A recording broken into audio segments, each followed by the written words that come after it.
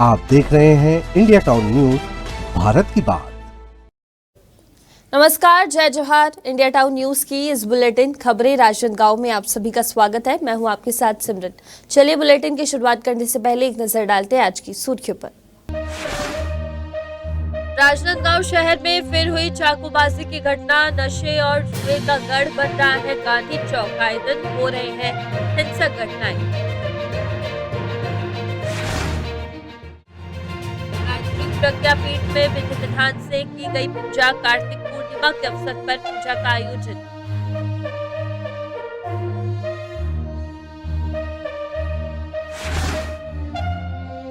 राजनांदगांव के जयस्तंभ चौक में गंदगी से लोग परेशान। पूरे क्षेत्र में फैली है गंदगी। प्रशासन से समाधान की गई मांग। कार्तिक पूर्णिमा महोत्सव की रही धूम। पूर्व संध्या से किया गया अखंड रामायण पाठ। राउत नृत्य के साथ शोभा यात्रा निकाली गई।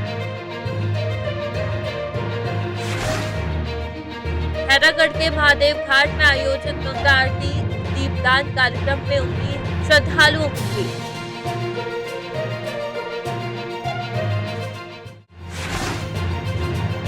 मानपुर में पुलिस और नक्सलियों के बीच हुई मुठभेड़। क्षेत्र में भारी संख्या में पुलिस और डीआरजी बल किए गए तैनात।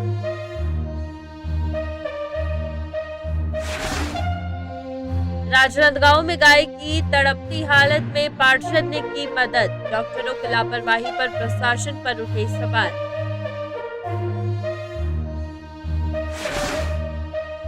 सुंदर मैदान का टूटा सपना। खिलाड़ी हो रहे परेशान। निगम प्रशासन पर उठाए गए सवाल। पटाखों दुकान और आयोजनों से बड़ी समस्या।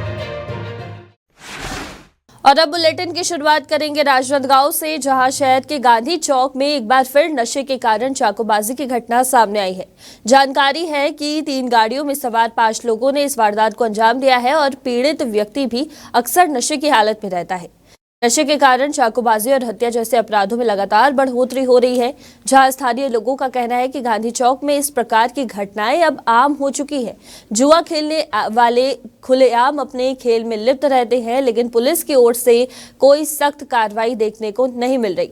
स्थानीय जनता ने पुलिस प्रशासन पर सवाल उठाए हैं। उनका कहना है कि या तो पुलिस इन अपराधियों से मिली हुई है या फिर उन्हें रोकने में पूरी तरह से असक्षम है। जुए और नशीले पदार्थों की बिक्री पर कार्रवाई न होने से अपराधियों के हौसले बुलंद है।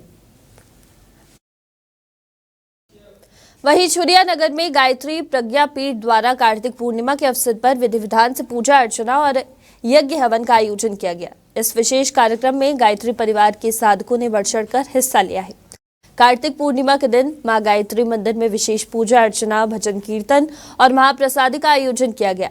गायत्री प्रज्ञापीठ में आयोजित इस कार्यक्रम में भव्य महाआरती का आयोजन हुआ और इसके बाद श्रद्धालुओं को महाप्रसादी का वितरण भी किया गया है। राजनांदगांव शहर के प्रमुख स्थल जयस्तंभ चौक में इन दिनों कचरे का ढेर लगने से स्थानीय लोग परेशान हैं। यहां सामान बेचने आए व्यापारी अपने सामान के साथ कचरा छोड़कर चले जाते हैं, जिससे पूरे क्षेत्र में गंदगी फैल रही है। खासकर शहीद स्मारक के पास श्रद्धांजलि अर्पित करने आए लोग भी इस गंदगी से आहत हैं।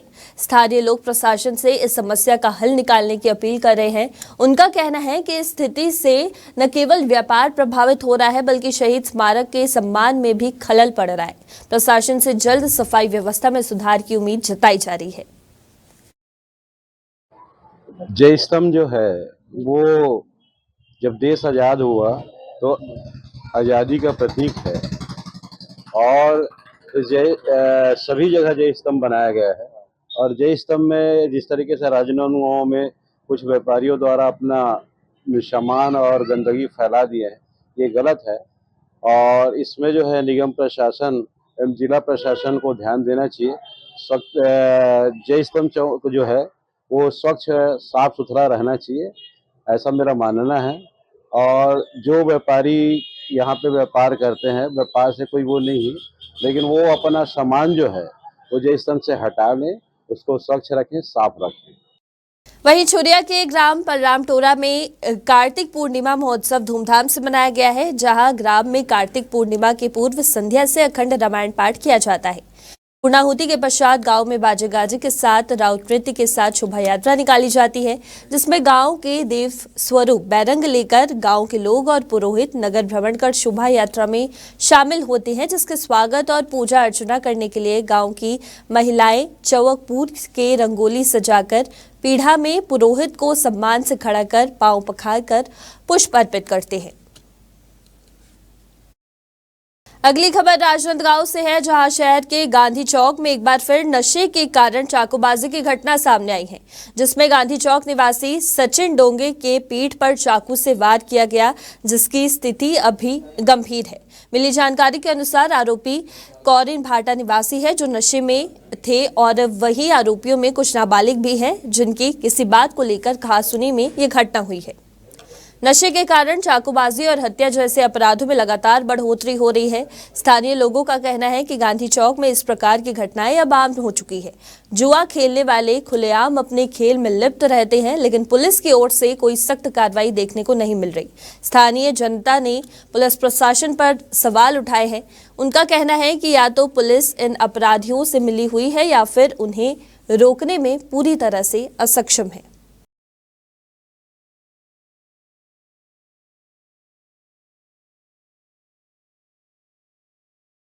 ये केवल अब नाम की संस्कारधानी रह गई है।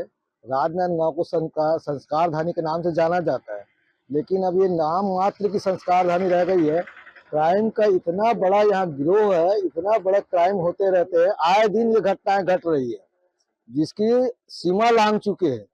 ना पुलिस प्रशासन बिल्कुल मौन बैठी हुई है, ना कभी गश्त लगते हैं, ना कभी फेरी लगती है, ना भी किसी पे वाच होता है। अगर किसी जाने अनजाने में अगर कोई घटना घटती है और कोई पकड़ा भी जाता है अपराधी, तो भी बाइज्जत बरी हो जाता है। क्योंकि देर रात की बात थी तो मैं तो देख नहीं पाया हूँ। बाकी पुलिस से जो है भय खत्म हो चुकी है, क्योंकि क्राइम बहुत ज्यादा बढ़ गई है। जैसे कि अब कल गांधी चौक में हुआ, कुछ एक हफ्ता 10 दिन पहले वहाँ महारानी स्कूल के पास हुआ है, उसके बाद ये यहाँ हुआ है रेलवे फाटक के पास। ऐसे क्राइम तो बहुत बढ़ते जा रहे हैं। ऐसा जैसे हमको सूचना मिलती है तो लगातार ऐसे जो सामूहिक स्थानों पे जो बर्थडे मनाने वाले हैं उनका खिलाफ प्रतिबंधात्मक कार्रवाई लगातार जारी है। और हम आग्रह करते हैं हमेशा पुलिस की तरफ से कि ऐसा केक चौक चौराहा पे ना काटें, जो भी है अपना घर में ही इसका त्योहार मनाएं। काशी और हरिद्वार में होने वाली गंगा आरती की तर्ज पर खैरागढ़ शहर के मुस्का नदी पर बने महादेव घाट में कार्तिक पूर्णिमा के अवसर पर महादेव मंदिर ट्रस्ट एवं मां शीतला सेवा समिति के तत्वाधान में गंगा आरती और दीपदान कार्यक्रम का आयोजन किया गया था। शहर में पहली बार इस तरह का आयोजन हुआ, जहां कार्यक्रम में मुख्य रूप से खैरागढ़ विधायक यशोदा वर्मा और नगर पालिका अध्यक्ष गिरजा चंद्राकर बड़ी संख्या में नगरवासी उपस्थित रहे, जहां नगरवासी अपने घरों से दीपक लेके पहुंचे और दीपदान और गंगा आरती की गई। कार्यक्रम में आए हुए सभी अतिथियों और नगरवासियों ने आयोजन की खूब सराहना की है। कार्तिक पूर्णिमा के शुभ अवसर पर हमने महादेव मंदिर ट्रस्ट एवं शीतला मंदिर के तत्वाधान में आज महादेव घाट में हमने गंगा आरती का कार्यक्रम रखा, साथ ही दीपदान का भी कार्यक्रम रखा। इस कार्यक्रम में हमारे वार्ड के, शहर के सभी लोगों का अपूर्व भरपूर सहयोग मिला। बहुत हजारों की संख्या में उपस्थित इस बात का गवाह कि वाकई में आज हमारे हिंदू धर्म में भी लोग अपने गंगा जी को मानते हैं। मैं अपेक्षा करता हूं कि आगामी समय भी इससे भी भव्य अपन कार्यक्रम करेंगे। और इसी के साथ फिलहाल वक्त हो चुका है एक छोटे से ब्रेक का। आप देखते रहिए इंडिया टाउन न्यूज। अब खबर आपकी उंगलियों पर, खबरों से परे, हर खबर पर हमारा नजरिया।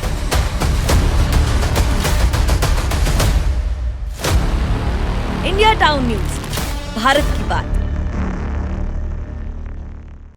ब्रेक के बाद स्वागत है आप सभी का। बढ़ते हैं अगली खबर की ओर। मोहला मानपुर अंबागढ़ चौकी जिला के थाना मदनवाड़ा क्षेत्र में पुलिस और नक्सलियों के बीच हुई मुठभेड़ के बाद क्षेत्र में भारी संख्या में अब पुलिस और डीआरजी बल तैनात कर दिए गए हैं। मिली जानकारी के अनुसार मदनवाड़ा के खुड़सेकला जंगल में माओवादियों की उपस्थिति की सूचना पर डीआरजी मानपुर टीम नक्सल विरोधी अभियान के लिए रवाना हुई। तभी सर्चिंग करते हुए जंगल की ओर बढ़ने पर खुड़सेकला जंगल में नक्सली छुपकर पुलिस पार्टी पर फायरिंग करने लगे, जिसके जवाबी कार्रवाई में डीआरजी टीम ने फायरिंग की। घटनास्थल की सर्चिंग के दौरान नक्सलियों के दैनिक उपयोग की सामग्री जब्त की गई है। राजनांदगांव के ग्राम खपरी कलर में गाय तड़पती हुई पाई गई, जिसे पार्षद ने देखा और तत्काल इलाज के लिए पशु चिकित्सालय ले गए, लेकिन अस्पताल बंद था और डॉक्टर से संपर्क किया गया तो उन्होंने भी फोन नहीं उठाया। पार्षद ने कलेक्टर से भी मदद मांगी, लेकिन वे भी उस समय उपलब्ध नहीं हुए। आखिरकार गाय का इलाज न हो पाने के कारण पार्षद ने अपने खर्च पर गाय को प्राइवेट अस्पताल में भर्ती कराया, जहां डॉक्टरों ने पाया कि गाय के पेट में बच्चा मर चुका है। बाद में पता चला कि ये ग्राम खपरी कलर से भटक कर कान्हापुरी पहुंच गई थी। पार्षद की तत्परता से गाय की जान बचाई जा सकी, लेकिन प्रशासन और डॉक्टरों की लापरवाही पर अब सवाल उठने लगे हैं। तो हम लोग ने स्वयं व्यवस्था करके ऑटो से जानवर को यहाँ लाए हैं और यहाँ आए हम लोग को लगभग 2 घंटा के आसपास हो गया है। ऋषि भाई भी अपनी तरफ से प्रयास कर रहे थे, मैंने भी प्रयास किया, कोई यहाँ पर फोन नहीं उठा रहे हैं। तो ये चटर्जी जी हैं जिनसे बात हुई, वो कह रहे हैं कि किसी उसमें जो लिस्ट टंगा है उस लिस्ट में से नंबर लगा लो ऐसा करके। तो बहुत लोग से तो फोन भी नहीं उठाया, कुछ फोन उठाया तो यही बोल रहे हैं कि कोई चाबी लेकर यहाँ से चला गया है। तो बहुत दुख की बात है कि आज राम राज्य जैसे स्थिति में हमारी गौ माता की स्थिति बहुत गंभीर है। वो बेचारी बहुत तड़प रही है क्योंकि उसके पेट के अंदर बच्चा फंसा हुआ है और वो मर चुका है, पूरा सूजा हुआ उसका पेट दिख रहा है। उसकी तकलीफ देखकर हमको खुद बहुत बुरा लग रहा है। जिला पशु चिकित्सालय आए हुए हैं, यहाँ सभी अधिकारियों को हमने फ़ोन लगा करके देख लिया है, लेकिन कोई फ़ोन उठा नहीं रहा है।